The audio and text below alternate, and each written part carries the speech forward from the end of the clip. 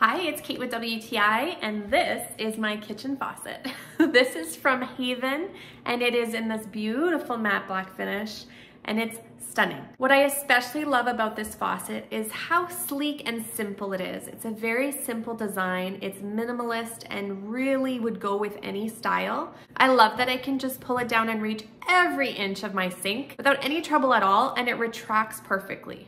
It's got the two different options, so there's the continuous stream and then there's more of the shower style. That's the one I'm always drawn to, but either one, they flow amazingly and really high pressure. It also swivels back and forth, and it has a nice high arch, so if your sink is not quite as deep as mine, you still have a lot of room to fill a pot or whatever you have to do.